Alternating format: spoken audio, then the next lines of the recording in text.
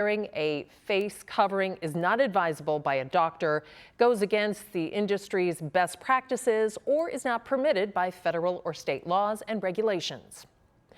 DeWine also set up 2 new advisory panels. One will look at dine-in restaurants and how they can open safely. The second group will look at barbershops and salons. Legislative leaders and business associations will pick the people for those panels.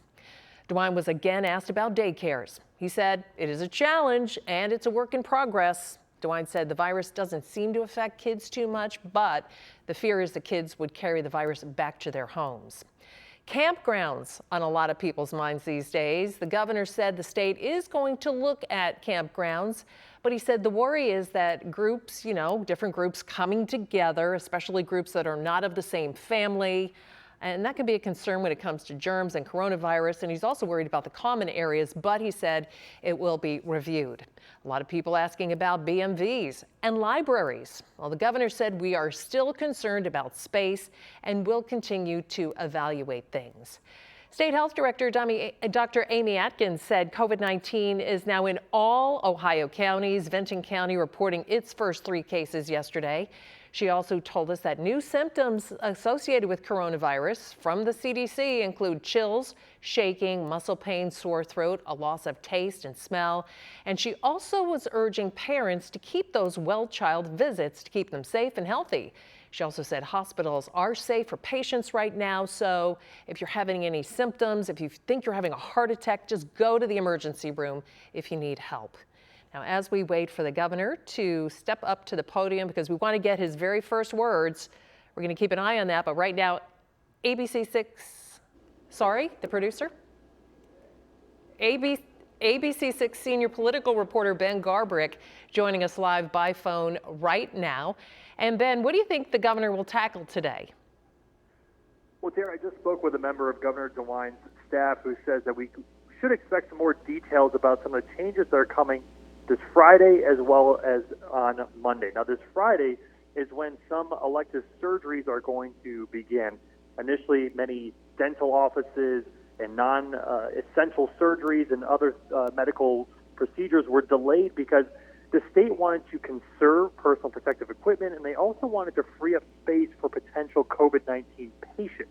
But the governor feels that now that the curve has flattened, so to say, and that some of these tactics have worked to keep down some of the numbers of how many people are contracting the virus, they're not as concerned that hospitals are going to be overwhelmed with the number of people coming in with the coronavirus. So now that's going to slowly start to ramp back up starting on Friday. Starting on Monday, you'll start to see some businesses reopen, mostly manufacturing, distribution, companies of those natures. General offices will be allowed to reopen. But the catch, of course, is that social distancing will still need to be adhered to.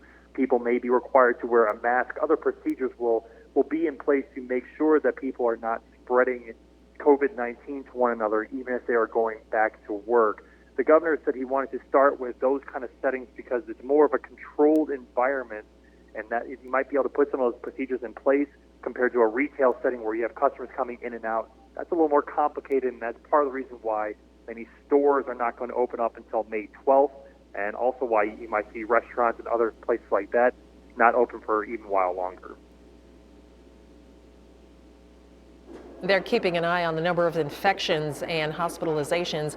I'm told the latest numbers are in. If the producer could tell me what those are, that'd be great. And Ben, hang on the line a moment. Okay. Ohio's coronavirus cases rose to 17,303 with a number of hospitalizations as well. That would be 3,421 hospitalizations and 937 deaths. Here's the governor, so let's listen in.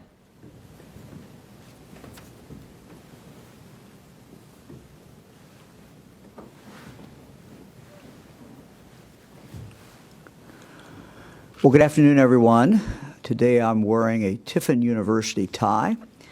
They are the Tiffin Dragons, and this Saturday they will be holding a special virtual graduation ceremony, which is creative, innovative, so congratulations to all the graduates. And by the way, Ohio legislator Sandra Williams from Cleveland, state senator for the 11th district, graduated from Tiffin, as did our Tax Commissioner Jeff McLean. So go Dragons. Also want to say happy birthday to Frank Migalozzi, who is the Trumbull County Health Commissioner. And so happy birthday to Frank. Let me take a moment to thank our teachers and educators who are finding really new and innovative ways to engage their students. Teachers are finding ways to encourage all kinds of learning and expression during this different time. In Akron Public Schools, they're asking their students to express their experiences and feelings with art or poetry. We have a picture coming up. There we go. Wow. We're in this together. Yeah, that's pretty cool. Takia Primus Blackmun, an 8th grader at Paul Litchfield Community Learning Center, created this drawing. So congratulations to her. She certainly is quite an artist. And she is right. We are all in this together. I want to thank her for sharing this with us and for all the students out there who are using their art to be creative at this different time period in our history. Some good news about PPE. When this crisis began, we told you that we're going to do everything that we could to ensure that those on the front lines of this crisis have the personal protective equipment, the PPE that they need. I'm happy to report today that last week we were able to ship 4.1 million pieces of PPE to local EMAs across the state of Ohio. While not the first shipment, this is the largest one-time distribution of PPE, we think, in the history of Ohio. The PPE is being distributed locally by county EMAs, and they're in turn taking it out to nursing homes, jails, congregate living facilities, hospitals, and to first responders. The shipment included 500,000 N95 masks, 850,000 face shields, 750,000 surgical type masks, and 2 million non-medical gloves. So we're very happy about that. And there is more coming. It certainly wasn't easy. As you know, we are competing in a very volatile and different marketplace with other states and other countries for this critical equipment. Because of the coordinated effort among the Department of Administrative Services, Jobs Ohio, Department of Health, and Ohio EMA, we were able to secure this PPE and then send it out to our local communities. We will continue to distribute PPE to the local EMAs when we get it in. We're working on this every single day. You've heard me say this before, but this virus, unfortunately, is going to be with us for a while. And we need to make sure that we have the PPE that is necessary to protect our first responders, our medical folks who are out there who are dealing with this problem. By it, we're going to see if it can be made in Ohio. And we're having some good success with Ohio companies who are making the PPE, and we want to thank them. This really, their response has really strengthened our ability to protect our protectors. And so I want to thank all the companies that are making the PPE in the state of Ohio. We're going to use technology and innovation to identify ways to make the supplies that we have last. As we have talked about before, Battelle here in Central Ohio is doing this right now, sterilizing masks for our healthcare workers. What this means is a mask then can be used up to 20 times. So that is really stretching the use of these masks. As we move into this reopening process, as we try to get Ohio businesses back moving forward, we must make sure that we have strong supply chains of PPE so we can continue to fight this virus as we move forward. We look forward to sharing more information on our PP efforts in the days ahead. We have an announcement now for law enforcement grants that are now available.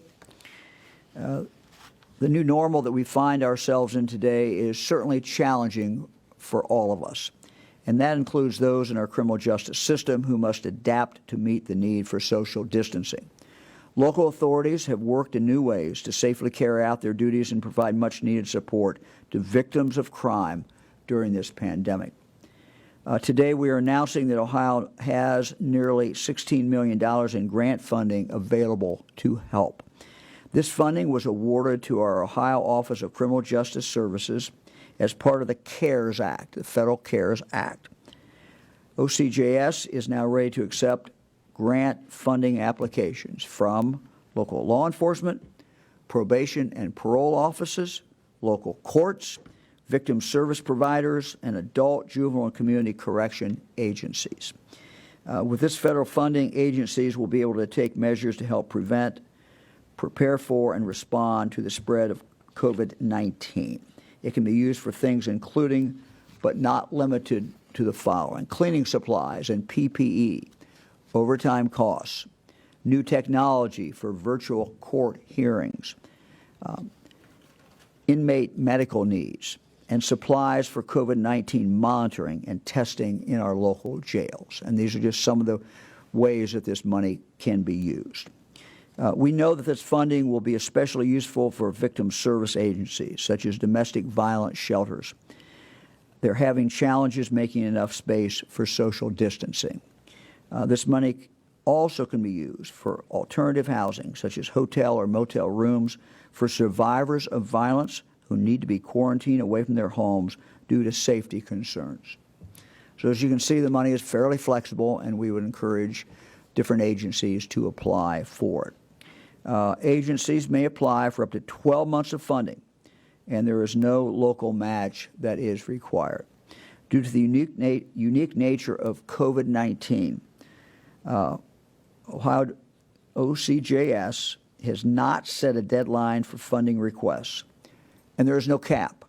But we do recommend that agencies apply as soon as possible, as this money may run out. For more information, please visit ocjs.ohio.gov. That's ocjs.ohio.gov. Well, yesterday I was asked about graduation, and I know I have caused some confusion around the state. We did get calls of people who are happy, but we also got calls of people who were confused. And so let me try to clarify that today. As I said yesterday, as a father of 8, grandfather of 24, Fran and I know about graduations. We know how important they are. They're occasions of great joy for a family, pride, and it's a way for families to celebrate the accomplishments of their seniors who are graduating. We fully understand what an important rite of passage that this is. Due to the infectiousness of COVID-19, this year, of course, everything has to be different. And I want to start by sharing with you something that our son-in-law, Bill Darling, wrote. He is a track and cross-country coach at Thomas Worthington High School. He was a runner in high school and college himself. He understands from his own experience and from his own children how important these activities are for our students. Graduation is one of those things that means so very much to students and to families.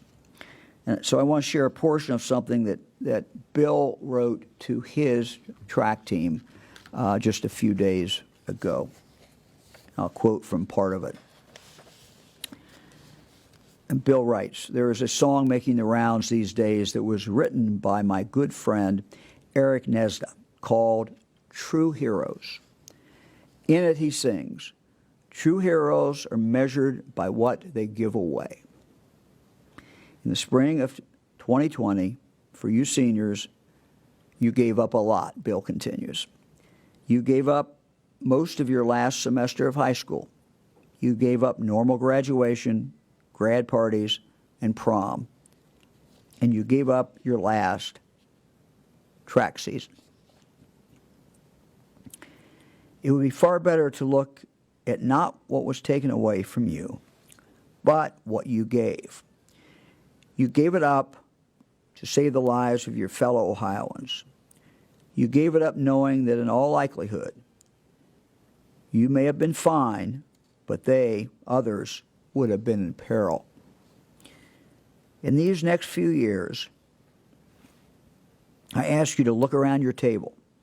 Keep your eyes up in your community. See them. Know that there are people who will be with us for years to come, people who are so precious and so valuable. They will be here. They will be here because of you, what you have given away. And certainly Bill is very, very right. When we look at whether or not to hold a graduation ceremony, social distancing and keeping social distance practices must be first and foremost. Mass gatherings simply cannot be held for this reason or for any other. Now, I have asked the Ohio Department of Education and the Ohio Department of Health to come together to issue guidance for local schools and health departments to follow. And this is a summary, and they will have up on their webpage shortly the full text so that schools and parents can take a look at it. But this is a summary. First and most preferred is a virtual graduation. A virtual graduation ceremony done through internet platforms. And we know that many schools are doing that and are very excited about that. Second, in preference, would be a drive-in type of ceremony where a student would drive to a designated location at a designated time to get his or her diploma.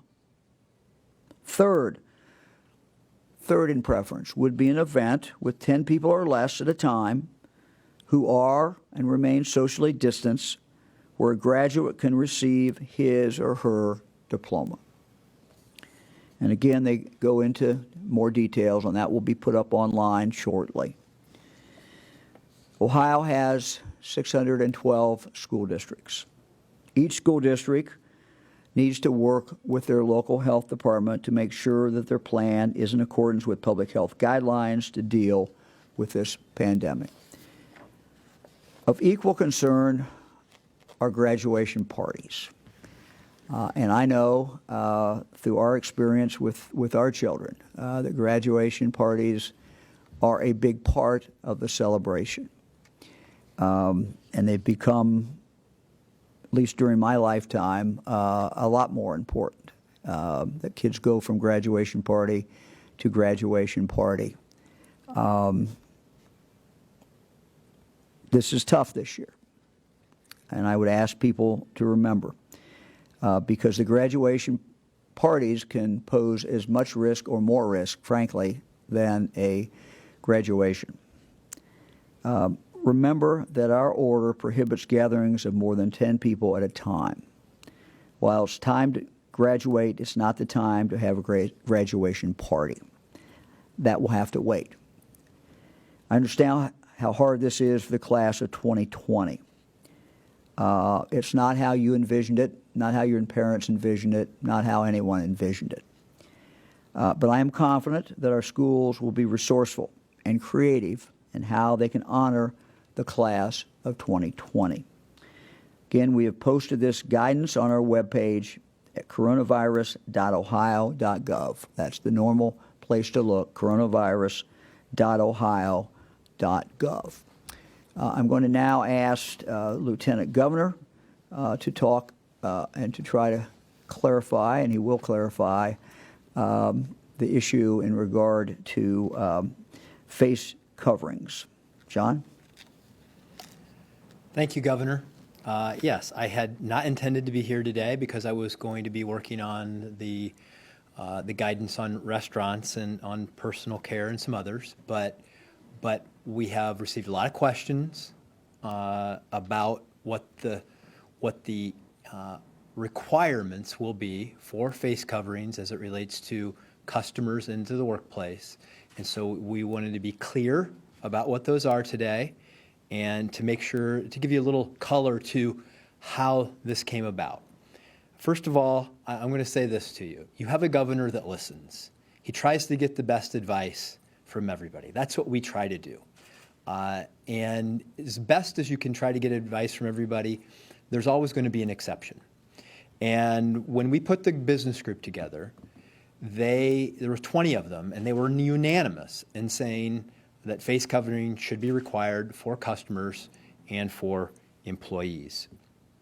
But we also learned, as soon as that was announced, that there were a lot of other circumstances where a customer or a business found those policies impractical. And so we have worked to clarify as best we can on how you should implement this as a business and as a customer. And let me start with this. Number one, first of all, for Ohioans, when you are a customer in an Ohio business, you should wear a face covering. You should do that. But you are not required to wear a face covering. You should do it. You're not required to do it. And why do we say we should? Is because it's out of mutual respect for one another. This is a virus that you can carry and you don't know. We want to protect employees. We want to protect customers. Everybody should do it, but you're not required to do it as an Ohioan, as a customer in a store. So let's now move on to employers and employees. And I'll go slow through this so that you'll have a chance to digest exactly what I'm saying. Face coverings are required while you are on the job. So face coverings are required while you're on the job, with exceptions for employers and employees under the following conditions. When an employee in a particular position is prohibited by law or regulation from wearing a face covering while on the job. So there are laws and regulations that prohibit this, and that would be an exception. Wearing a face covering on the job is against documented industry best practices. When wearing a face covering is not advisable for health purposes. When, if wearing a face covering, it is a violation of the company's safety policies. When an employee is sitting alone in an enclosed workspace. So if you're in a business, you're in an enclosed workspace, there's nobody else around, you don't need to wear a face covering.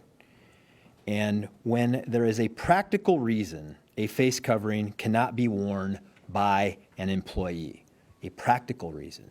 Meaning, for example, as we had people call in and say they work under extreme heat conditions, that the cloth mask would be wet in 2 minutes if I had to wear it. That's a practical exception.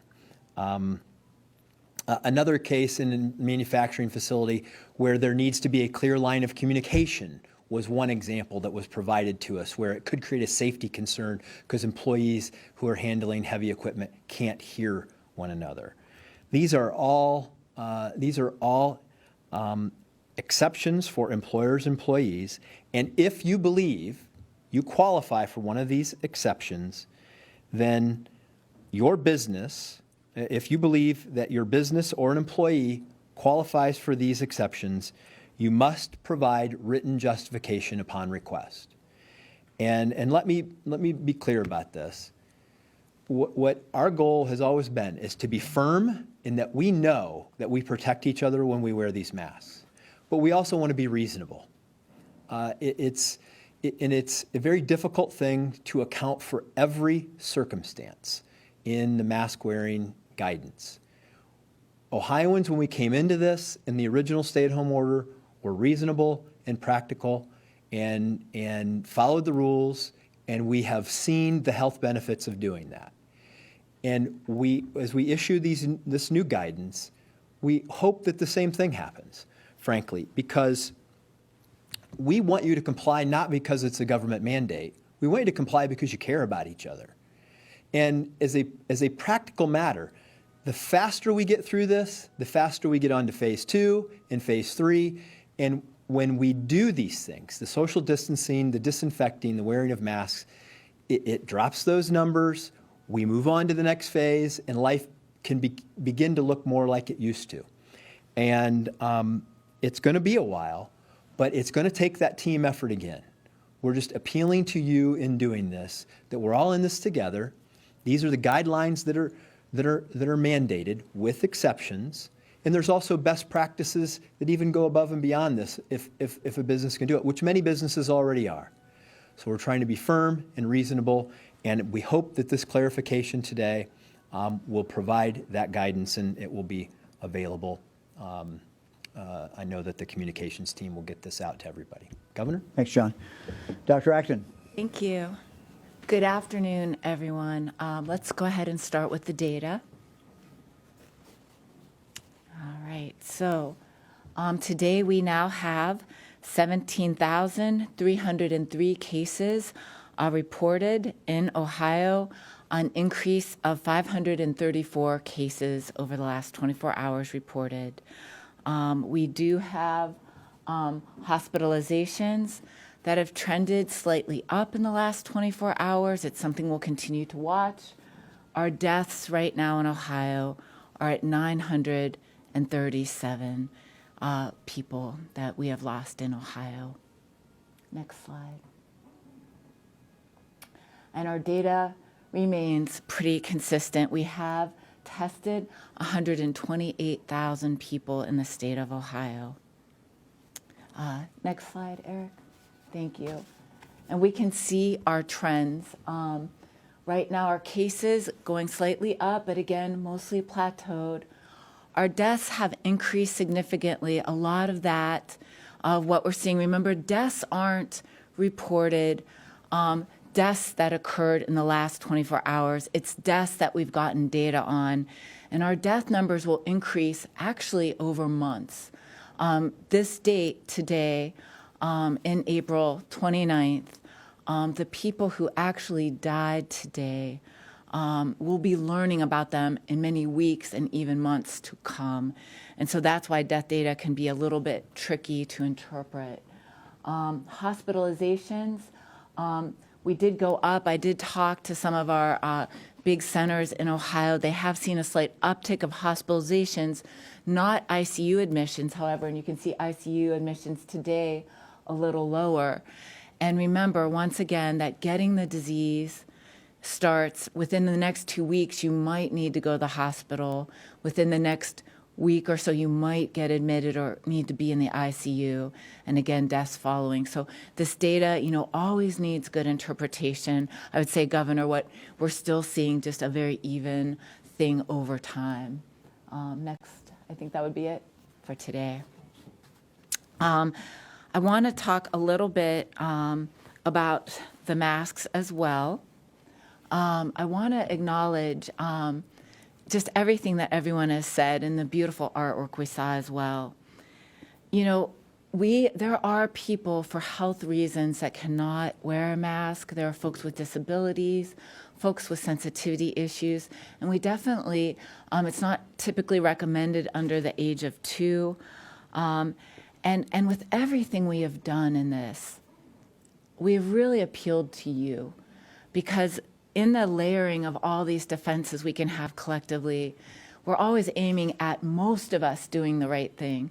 We are never going to be able to get everyone to do the exact right thing. But I want us to think about this for a moment, and that when we all do this collectively, we are protecting each other. I've been looking at data of deaths actually in countries that did or didn't institute sort of the measures we've taken over the last month and a half to 2. And even looking around the country, what Ohioans did together drastically decreased our illness, and it drastically decreased our deaths compared to many places around the world. And we didn't do that just by ordering it. We did it by all of us doing it together. We have to think about the fact that when I see you wearing this, I know you're really not doing this for you. You're doing it for me. You might be doing it for my child who's immunocompromised. You might be doing it for my parent. And every time I see someone doing this, that's what I see. I see that sort of nod, that high five to each other about what we are doing collectively. And it will take all of us doing this together. I see a culture change happening. I see people taking sort of what are some hard and difficult things and joining together in a solidarity. This is a team sport, Ohio. This is all of us collectively. Our outcomes going forward, our ability to get around and move around and do more.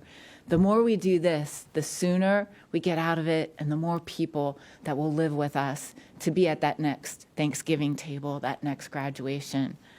And to those of you who are graduating this year, the class of 2020, I'm already seeing the advice we'll be putting out with the Department of Education is some of the most creative things I'll ever see.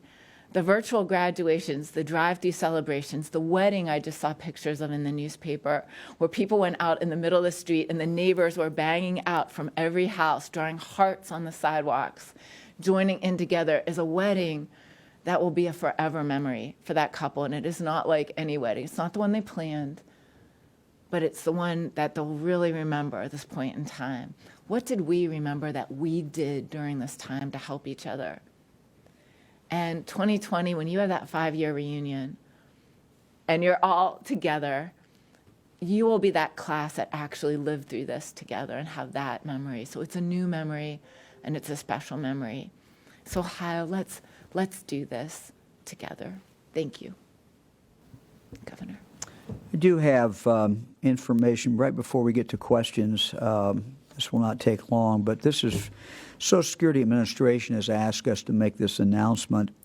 If you get Supplemental Security Income, SSI, you will get your $1,200 economic impact payment from the IRS automatically. You do not have to do anything.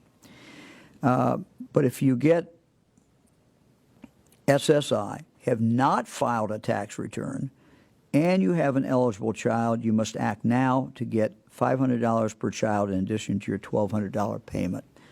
Let me read that again. But if you get SSI, have not filed a tax return, and you have an eligible child, you must act now to get $500 per child in addition to your $1,200 payment. By May 5, go to the IRS non-filer web form available at irs.gov, that's irs.gov, to give information about your children. If you miss the May 5 deadline, please go to irs.gov for further information. And for information on how Social Security continues to serve the public during this critical time, go to ssa.gov/coronavirus. All right, ready for questions? Hi, Governor. This is Molly Martinez with Spectrum News. My question today is for Dr. Amy Acton. Dr. Acton, I'm wondering why we're not reporting the data on how many people have recovered from this. We are trying to get our hands around that. We're working with our colleagues in other states. There hasn't been, to date, a landed upon recovery definition. And so in addition to a lot of other data, we're really trying to figure out the best way to report that. We know, for instance, that we haven't tested a lot of the mildly ill people, so I have no way of knowing the people who have stayed at home, had this, or been asymptomatic and had this and who have recovered. We are working with our hospitals, though. For people who have been hospitalized, we have a date, a line in the sand, at least that we know they had the disease. And so one could assume maybe 14 days after that, they have recovered. However, some people go longer. Some people, a family member of ours was in the ICU, for over 20 days, certainly more than the 14 days, and is still recovering. So that definition of recovered has been tricky. It's something we will eventually have and will eventually have better data on, but I just want you to know we're working on that. It's not something we're hiding. It's just a complex thing to quantify. So thank you. Kevin Landers, WBNS 10 TV. My question is for the governor. My question regards masks. It created quite a firestorm yesterday on social media, both for and against masks during your comments yesterday. And I spoke to a business owner who says that by not making mandatory masks for customers, you're basically forcing businesses to be both law enforcement and enforcer, and they say that's simply not fair. And they want to know why mandatory is not in the best interest of everyone, as opposed to a recommendation, which is basically on an honor system. And if you've been to a grocery store lately, you can see people simply aren't wearing masks as they should. Thank you.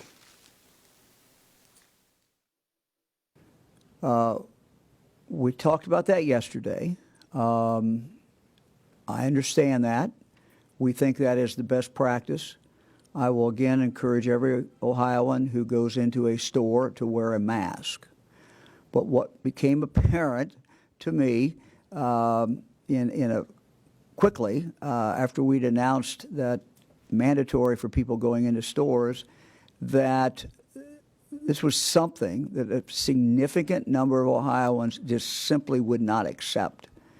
And that was my judgment, that this was a bridge too far. We'd asked Ohioans to do a lot of different things. We've recommended a lot of different things. But this one was one that a significant number of Ohioans felt the government telling them to put on a mask before they go into a store was offensive. And we heard a lot about it. Now, the fact that we heard a lot about it is not determinative, but my judgment was that this was simply not acceptable to people. And we can make suggestions. We've made a lot of orders, and I've not hesitated to do that. But this was one where we felt that if we could continue to talk about the importance of the mask, the importance of facial covering, that people will start doing this. And I am convinced that Ohioans will do this. I think when Ohioans understand, and many do, that when you wear a mask, you're doing this for someone else. You're not really doing it for yourself, that it is protection for that other person. And that the more all of us can wear masks when we are in together, the better off that we are. John? I can add a little bit of that. Actually, the pushback that I received from businesses was exactly the opposite. What they were saying is that you were making a mandate, a government mandate, that you were forcing the business to have to implement on the customer. And so under this policy, a business can mandate face coverings for their customers. But the pushback that we got from businesses was that you're asking us to be the police for your policy. And they didn't like that. And so, again, what I believe we have confirmed through this is that we want to make it firm, that there are good standards, but we want to be reasonable as to how a business implements this. And as we've experienced from the first round of this, from the very beginning, businesses and people have worked this out very well. They have been compliant, and we fully expect that will continue to happen. We have to be civil with one another. We have to work to respect one another. That is the best way for all of us to get through this. Yeah, Kevin, I just wanted to address your question from the medical point of view. I've been early on when I looked at the science, and I had looked at it actually before the Surgeon General and the CDC came out. I talked to some scientists around the world and learned that this was being effective in other countries. So I presented the idea of universal, was the word I was using, masking, as another Swiss cheese layer that's proven effective. Great article in Nature just came out. So there's evidence. The CDC is recommending it. They're not mandating it. They're recommending it. What I looked at, and it's a lot like other public health things, that when you first start out, it's really about behavior change and culture change. So when I've traveled globally, again, as a global health professor in other cultures, this is the norm. You would be seen as impolite to be coughing and hacking on people. But we have to get there together as a culture. This is a very big behavioral change for us. In addition, there are a lot of disparities that I quickly noticed. As much as we think everyone has a bandana or anyone could wear a mask or scarf, and most people could, I'm finding that there are pockets of people that this doesn't necessarily have the same access. So I'm looking at some inequity issues as well. Eventually, in our culture, perhaps wearing masks will be more like something like smoking, that we've come to say, it's not okay. You can smoke, that's your choice, but I can't be a secondary hand smoke receiver in a public place. That might eventually be a culture change we get to. It might be like wearing a seatbelt. We know some people don't wear their seatbelts. But if most people do, many lives will be saved. I see it this way. This is the beginning of that social contract with each other. This is absolutely not just saving my life. In fact, it's much more saving your life. When I follow traffic laws, and you see this in countries where there aren't any, we save lives by following these things. So this is something we're going to lean into very heavily. We're going to have lots of campaigns about it, and we're going to reach as many people. But in the end, at home, I'm telling you, if you want to do this, join me in this. Don your mask. Don your cape. Let's save lives together. Thank you. This question is for Dr. Acton, Jim Province with the Toledo Blade. And I want to continue along the lines of something you talked about just a few minutes ago. You've talked about the fact that the vast majority of Ohioans remain vulnerable to this disease and that they're still going to be at risk whenever we reopen government. A vaccine is still probably a year away. Given the trends we are now seeing, would it be better, as some other countries have done, to more widely open Ohio's economy with some precautions in place, at least as it pertains to the younger, less risky populations? Would that generate herd immunity faster? Right. Well, herd immunity, and for those of you who might not know that term, and we don't tend to think of ourselves as a herd, as humans, but we are. And, even things like immunization, we do it so that, for instance, with measles or other diseases, if 90% of us are vaccinated, there are people in our population who can't get vaccinated. Kids who have diseases, who have cancer, adults who have that. But when most of us do something, it protects those of us who can't make that choice. And I think that's really true in a lot of things. Now, pertaining to COVID, that has been an argument that has been bandied about quite a bit. If you remember, England tried to go that route originally. They quickly changed course in about a week and a half when they realized that there were just there's too little we knew and way too many people getting sick and dying. So it's not just who dies, but who gets very sick and has lifelong consequences. Boris Johnson just came out having recovered from this, very much did not want to put in those things, and now is begging his country to take these measures very seriously.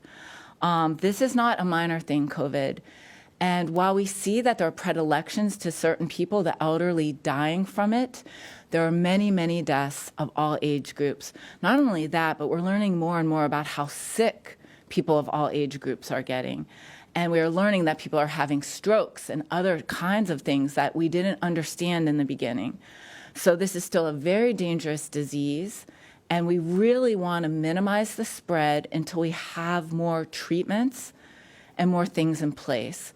And also, quite honestly, there still will be a threat if we spike too much of overwhelming our healthcare workers and our systems.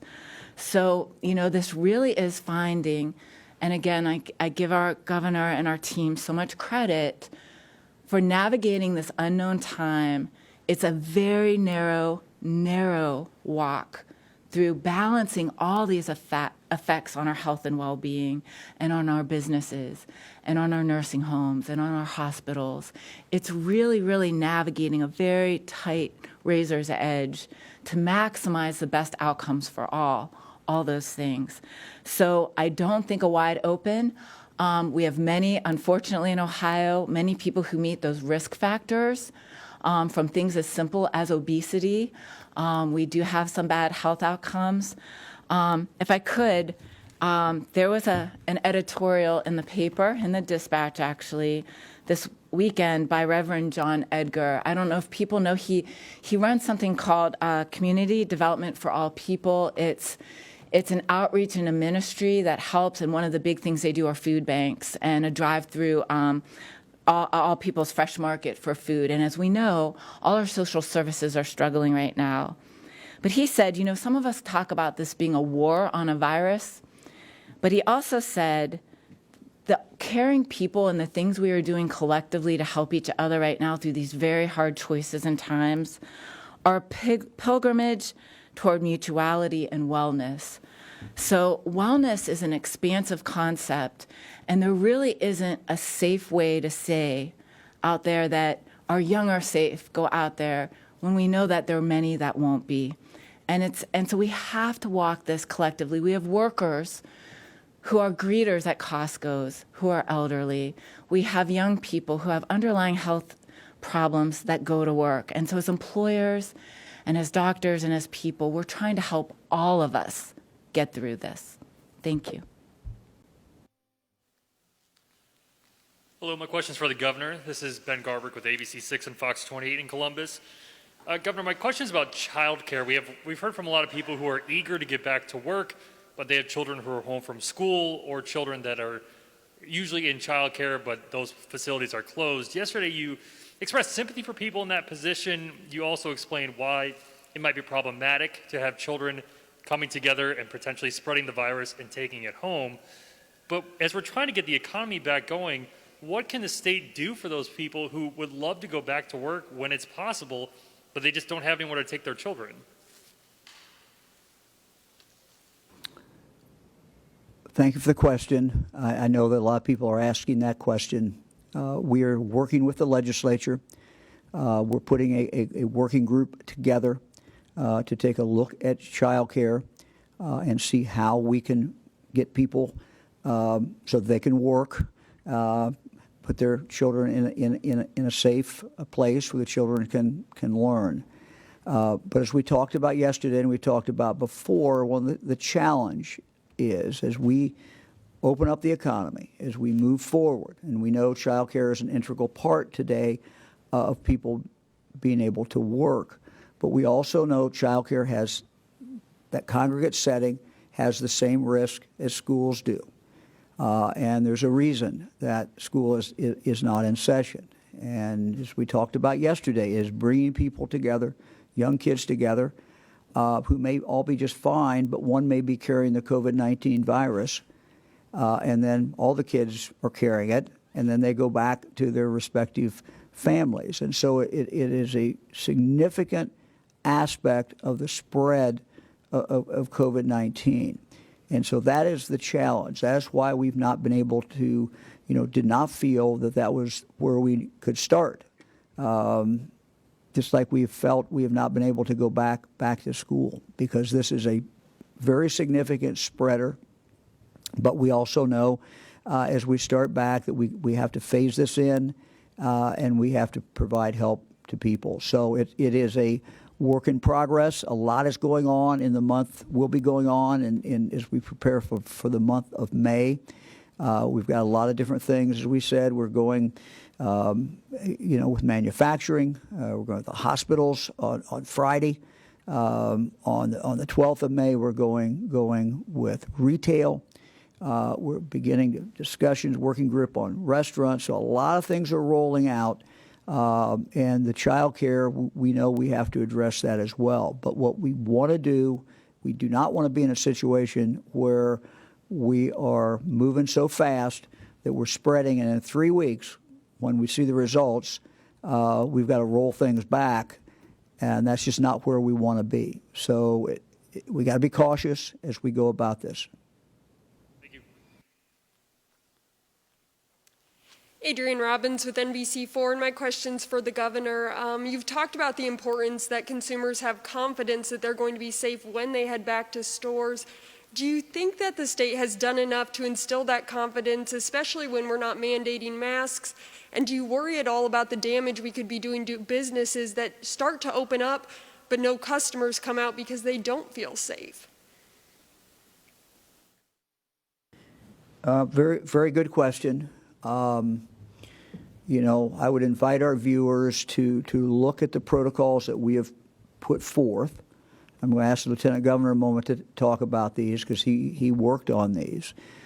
But businesses today will be safer from any kind of infectious disease than they've ever been before.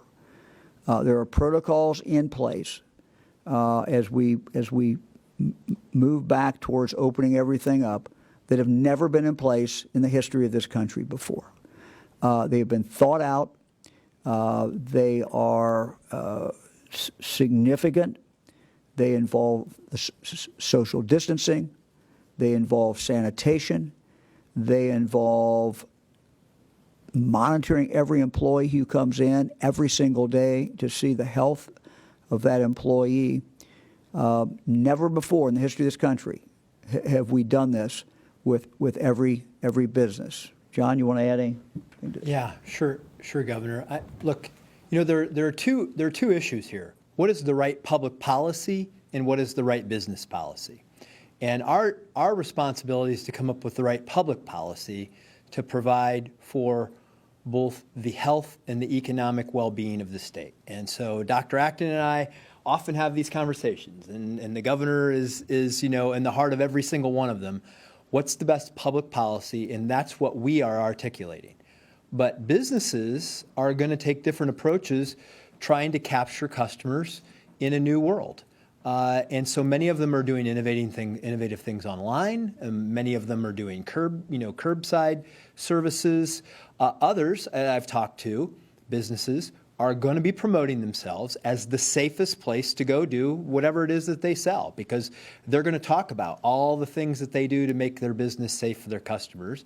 And I'm sure that will create both marketing and customer attraction opportunities for them, which we'll see. I mean, just like with graduations, it's amazing the innovativeness that you see out there among businesses who are figuring out how to live in these times. And so, but building confidence in the marketplace is important. That was actually why the 20 businesses that were on our group that advised the governor and me and Dr. Acton on this, that's why they said face coverings, because they thought that in doing it, it would create that safer environment where people would feel more comfortable. Because just because a business is open, if you don't have customers, if you don't have a market, as many of them are allowed to be open, but they're not open because they don't have a marketplace right now. So your question is very good in the sense that how we build confidence is important. That's what all of this is about. It's about building that confidence amongst the public. And I always say, when I'm looking at these things, I always say, what about me? Would I feel comfortable working there? Would I feel comfortable going out and doing this? And the policies that we're making, you know, for me, pass that standard, but it's going to be different. If you're younger, look, statistically speaking, the disease has less impact on you than if you're older and if you have other health issues. So we're all going to have to make our own judgments.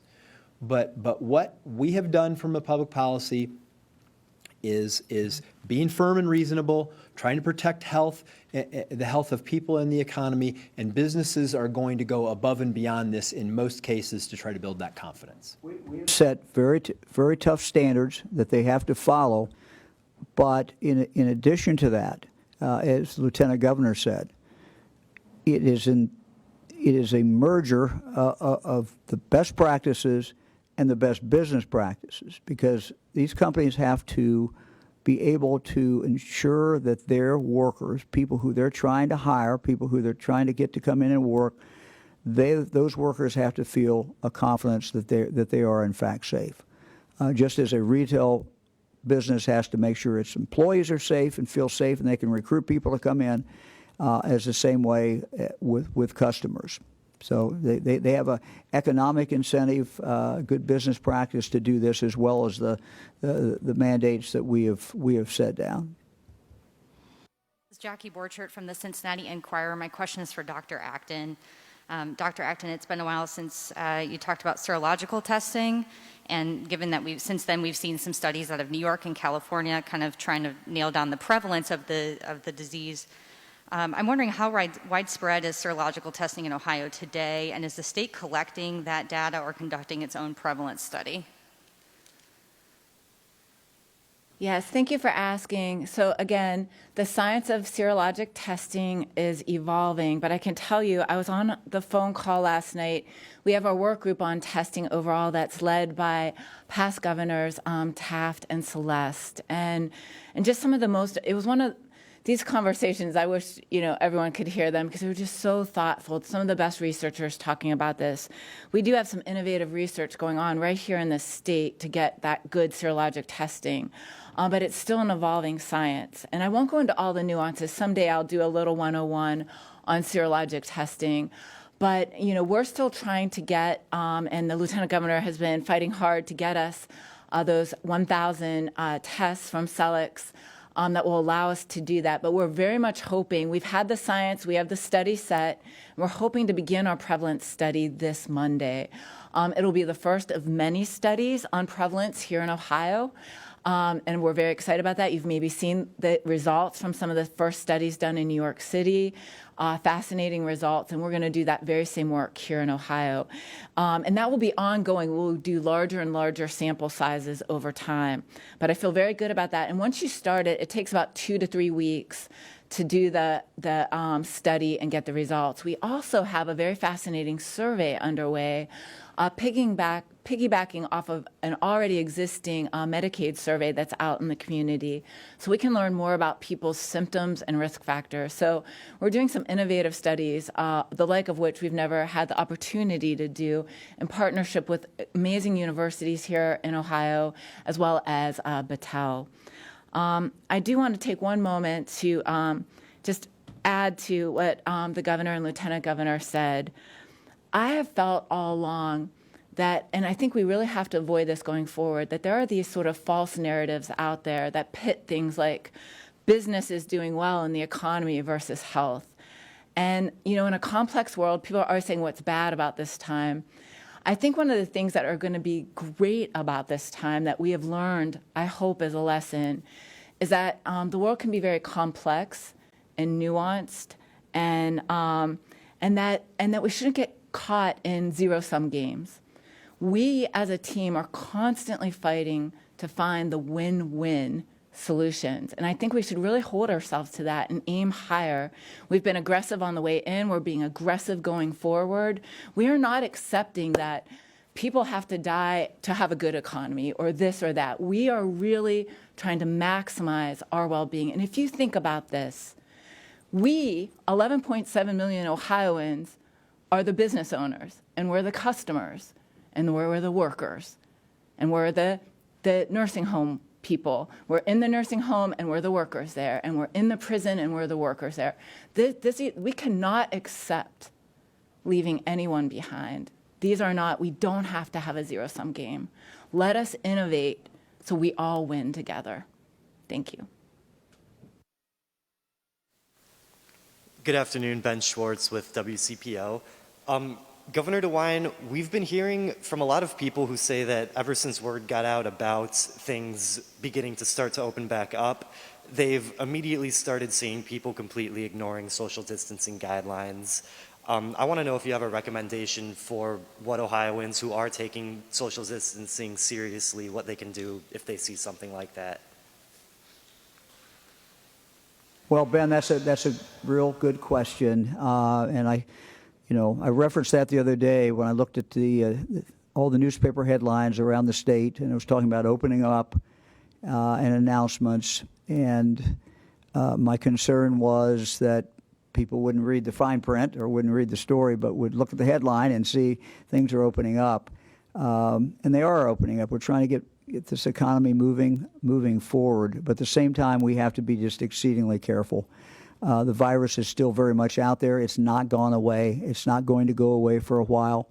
We're going to do some very innovative things with testing and tracing to go after it and basically stop it from going from one person to the other. But the way it travels is still the same. It goes when we have people grouping together. One can spread it to the other. And I guess the thing I would ask our fellow citizens to remember is, even if you're not sick, even if you don't feel bad, you could be carrying it. There's a lot about this virus we don't know, and we continue to learn. And as Dr. Acton tells me, certain things we don't know, but it would appear that you can have this, and that there are a significant number of people that could be having it, and they never know it. And so they go out and they intermix with a bunch of other people, and they could be spreading it to, a bunch of people. So we've got to have the discipline as we start back and get jobs opening up, which is what everybody wants. At the same time, we can't be foolish. At the same time, we can't lose our discipline about the social distancing, and we've got to be careful. There's a reason that we did not really change the stay-at-home order. There's a reason that we did not change the number of people that could gather together. It's 10 people. We kept those, and that was a signal, we hope, to people across the state of Ohio that they have to continue to be careful. Dr. Acton, anything on that? No, I think a good way to think about this is an ever-expanding essentialness to our lives. Like, we are trying to expand out and regain the things that make our lives whole and increase our productivity and keep things maximally going. And so by going in this very measured way in partnership with all sectors, we're going to keep finding those sweet spots. And it is a sweet spot, I said, this razor's edge of maximizing all the things that we can do. And so I think for those of us, to keep living our lives in this healthier at home, that we still really want to decrease our spread and be conscious of the fact that we can't spread this with each other. It takes a person to spread it to another person. And we're going to try to do more and more things, but still honoring the fact that that is true. And it does take perseverance. It takes a certain amount of patience. But if we do it well, we'll get there faster and we'll do it better and we'll save more people in the process. So I really think there is a sweet spot. Everyone in the world is trying to find it. I'm very amazed at what Ohio is doing. I think we could be leaders in finding it. So thank you. I will add something to that because every day I get calls, when's this going to be over? And I keep reminding folks, it's going to be over when we defeat it, which means isolating it and not spreading it, because that's the only way you kill it. And the more we socially, the more we comply, the more we socially distance, the more we wear masks, the more we wash our hands, the more that we do this, the faster we get through it. And we get to move on to the next phases of recovery. And so I just ask, I come from a team sports background. It is a team game. It literally is.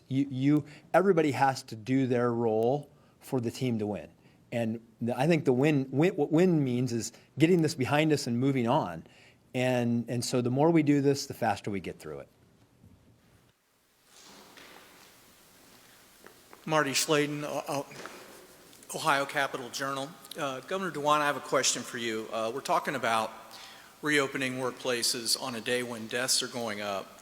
And as you do so, have you given much thought to low-income workers, particularly service workers who might be elderly, might have compromised health, might have kids at home, who are faced with the choice between going back to work or staying home and losing their workman's compensation benefits? Is there any consideration to creating some way for people to get waivers? Well, I've thought about them a lot. That is a great concern, that someone who is, because of their age, because of their health situation, is certainly very, very much at risk. I don't have a great solution. I do know I had a conversation with my friend John and my mutual friend Albert Ratner in Cleveland, and I also talked to others in Cleveland about this, and in other communities about foundations and others coming together to try to figure out the people who are most at risk, who have to work or feel they have to work, figuring out how we can help them. So I don't have the answer today, but it weighs very heavily on me, because there are people who should not be taking that risk, but they feel that they have to, and I fully understand that because of their economic situation, because they're the family who earns the money. They have to work to bring that in. So I don't have a good answer today, but it's certainly something that we think a lot about, and it concerns me a lot.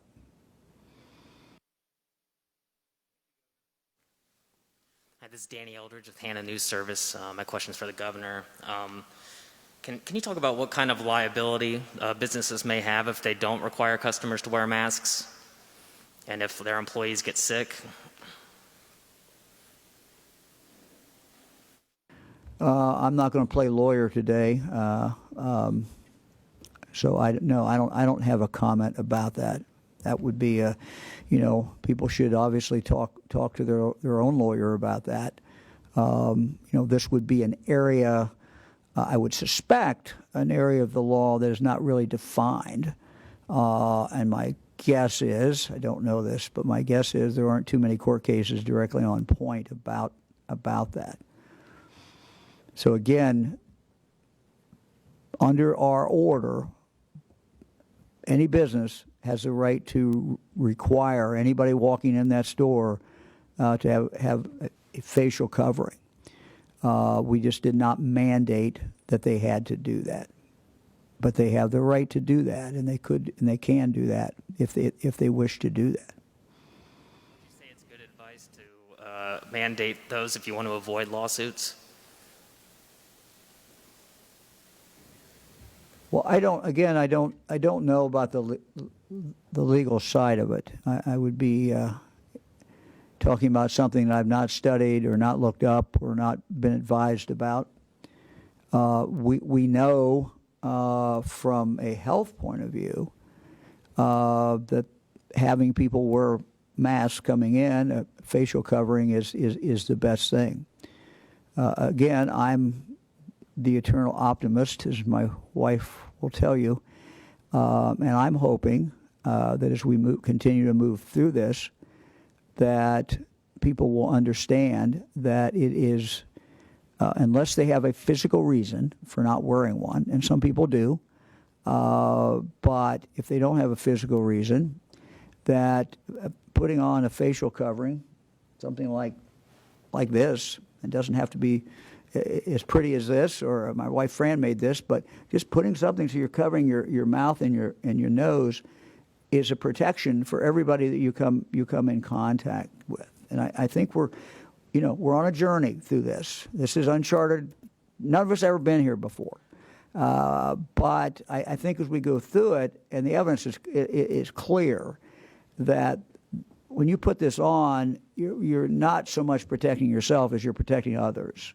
And when everybody does it, you layer on, as Dr. Acton said, another layer of the Swiss cheese, and you cover some holes and you give more protection. So I'm hoping that more and more people will do this.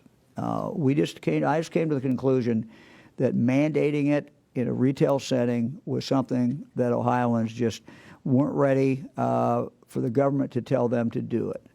But what I hope is that their own sense of what they should do will tell them to do it. That's what I'm hoping. Governor, if I could add a little bit to that, because the question is about masks, and understand that there are legal reasons that businesses can't require masks. There are literally in some food settings that having a cloth mask is not allowable. It's not an industry best practice. It's the individual employee has a health reason that they don't want to wear a mask or can't wear a mask, and you really can't ask them directly about that because because of health rules and privacy rules. So there are reasons, there are legal reasons that you can't require a mask, and that's why, as the governor's point, this is not tested. These are best practices. These are things that we're requiring because we know that they will help in the aggregate, but an individual setting is different from business to business. Hi, Governor. Andy Chow with Ohio Public Radio and Television, State House News Bureau. I want to talk about face masks. You've mentioned that, on Monday, after you announced the face mask mandate, that the reversal kind of came because of public input. But what about in the last 24 hours? Have you heard a backlash from people who were in favor of the mask mandate? What do you tell them? And does the input from the anti-mask mandate side weigh more than the people who were for a mask mandate? You're right, Andy. I've heard from everybody, it seems like, about this. People feel very, very strongly about it, at least the ones I've heard from. This was not an easy decision. We want people to wear, that can, unless there's a reason they can't, we want them to wear the facial covering. And look, in making these decisions, we don't take a poll. We don't see how many people send an email to me. We don't see how many people call me. But, I've lived my whole life in Ohio. I'm in contact with average Ohioans every single day. Now, not in person, but in other ways today. And we have asked Ohioans to do a laundry list of things. And we mandate a bunch of things. And they've done them. By and large, they've done them. But when we got to the government telling an Ohioan, if you're going to walk into a retail establishment, we're going to compel you to put on a facial covering, it was clear to me, and should have been clear to me before I made the mandate, that was just too far, and that there's a significant number of Ohioans who were offended by it, thought this was government overreach. As we go through this, we've gotten this far.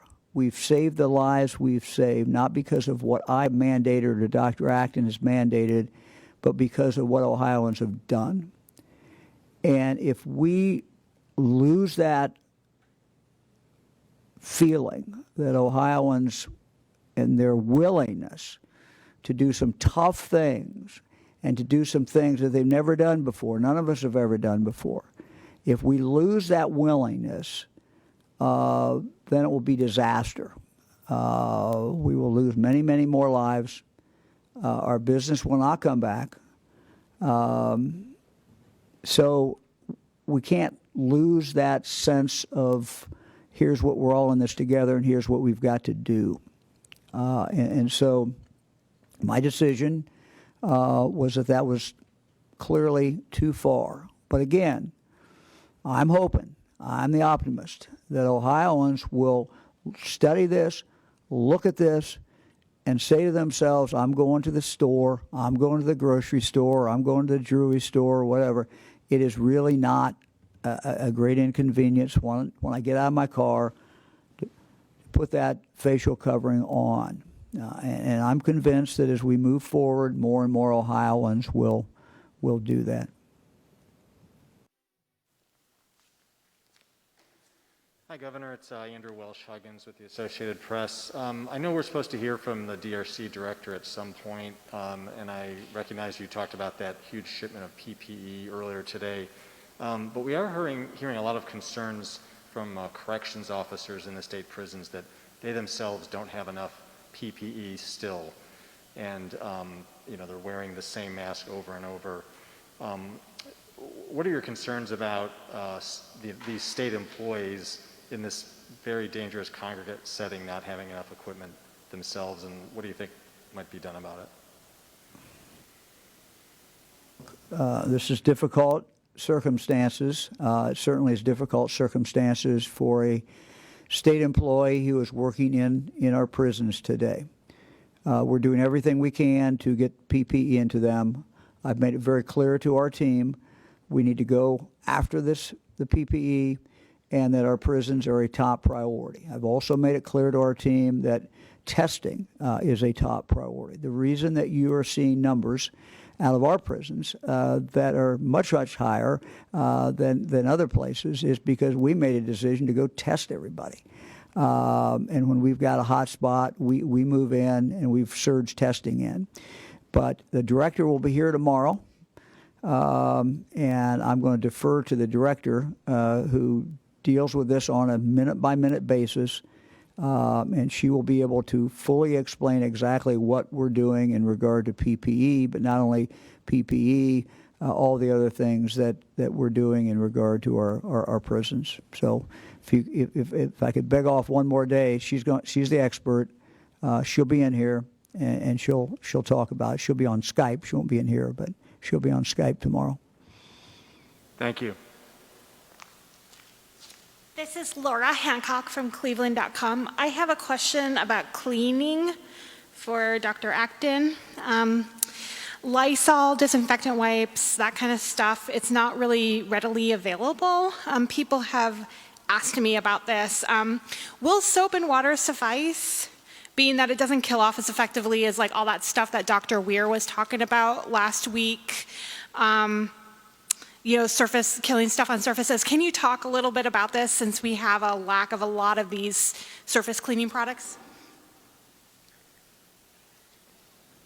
Yes, so I want to advise folks to go to our website, coronavirus.ohio.gov, where we do have cleaning guidance. And there's some other sources that you can go in more detail, especially if you're in a sort of a business or hospital setting. There are different things. There are EPA, cleaning things. Once again, we have to use everything we have at our disposal and fight the war with the tools we have. Soap and water are still a very, very effective thing. Doing it more often. As Dr. Ware said, even when we clean something with one of those excellent cleaners, we're talking about microscopic things we cannot see with our eye. And when I wipe down something, I've probably killed maybe 99 point something % of them, but a few are going to get away. They're going to start to multiply. So it's the frequency of cleaning, and it's the layering of all these things. So the more often I do it, that next swipe I get more of it, and the ones that were starting to multiply. And I'm saying this as a person who has not cleaned her house, being a little busy lately. So I'm just imagining myself at home trying to do this.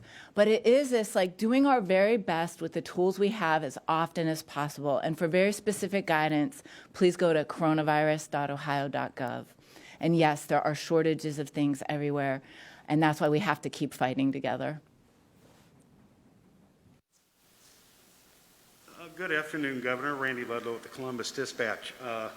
The state today raced right past 800 deaths, didn't even stop in the 800s, went over 900. Cases went up more than 500.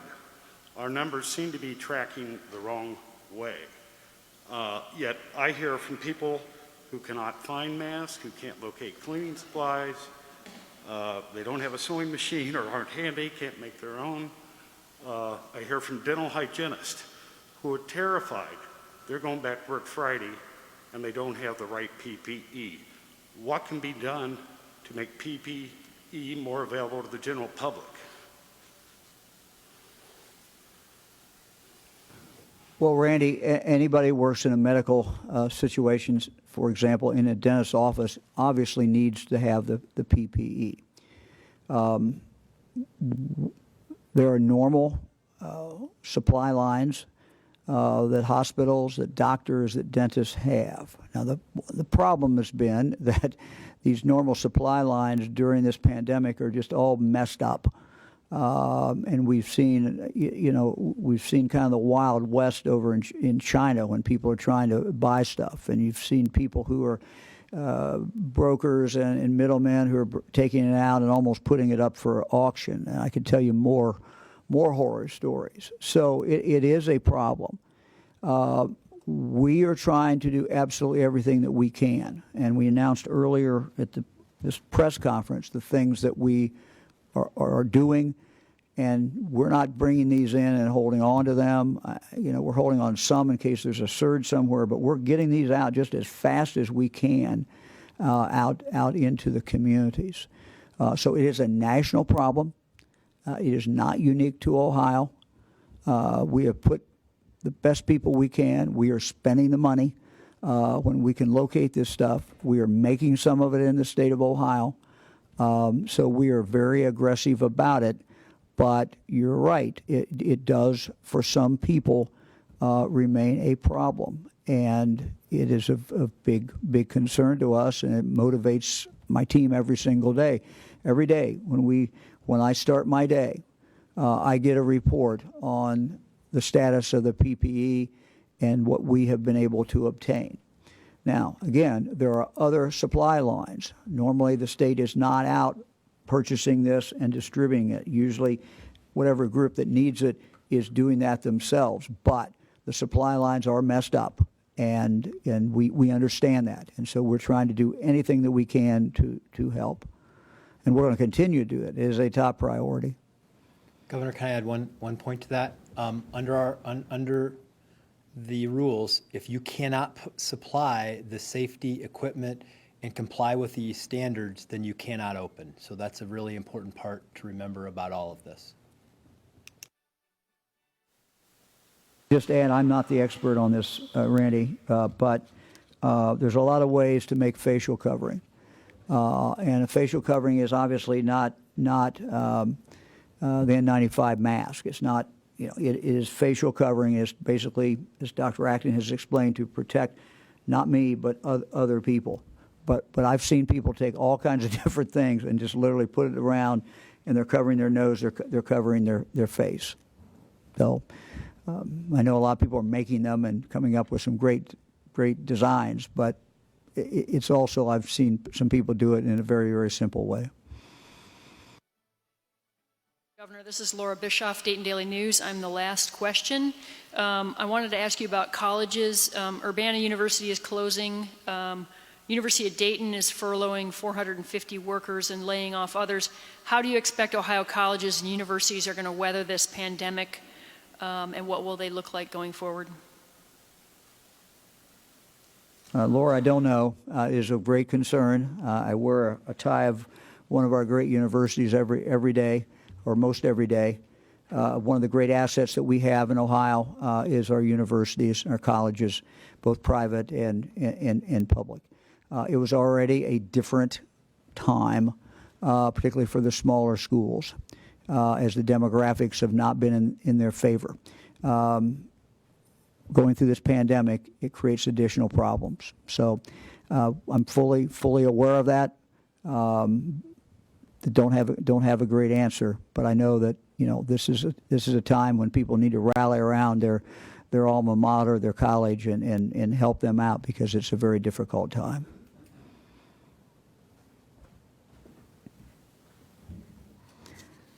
And continuing to speak about colleges, this year's graduation will be different. Tiffin University, as I said, is planning on celebrating with a virtual commencement ceremony online this Saturday, May 2 at 2 p.m. As part of the virtual ceremony, they will be featuring a virtual choir, a recording made by their students singing the song "World on Our Shoulders." The song features the lyric, "I'm here standing with you, here standing with me, standing with the world on our shoulders." The song has a great message, and it's an example of the creativity that can be part and is a part of the graduation ceremonies for the class of 2020. So let's take a listen as we close.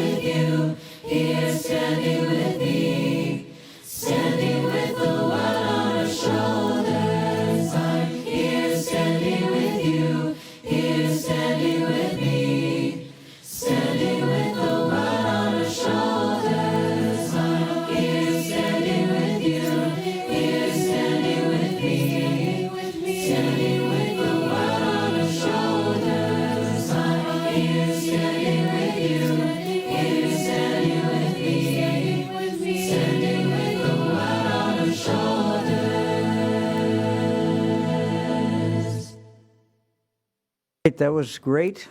Tiffin Dragons. We'll see you all tomorrow at 2 o'clock. Thank you.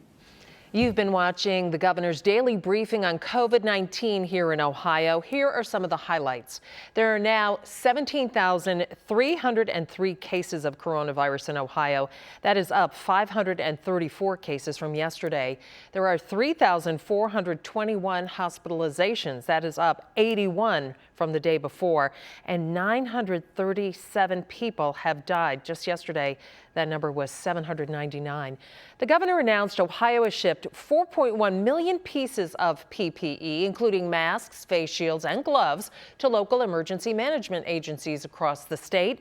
Those will be distributed to nursing homes and hospitals. He says when it comes to PPE, the strategy remains the same. If we find it in the marketplace, we're going to buy it. And if we can't find it, we're going to make it. The governor tried to clarify his decision about graduations. There was a lot of confusion yesterday. He said due to the infectious nature of COVID-19, everything this year has to be different. Social distancing is first and foremost, and mass gatherings are not permitted.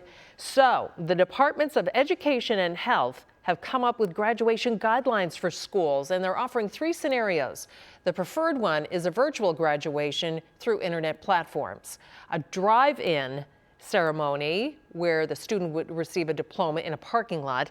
And then the third one was an event with 10 people or less where the graduate would receive their diploma.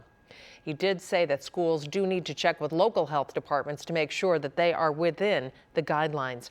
He said of equal concern are all the graduation parties that people want to throw. DeWine is asking people to remember that graduation parties can pose as much or more of a risk as a graduation, and the guideline still remains no more than 10 people in a certain area.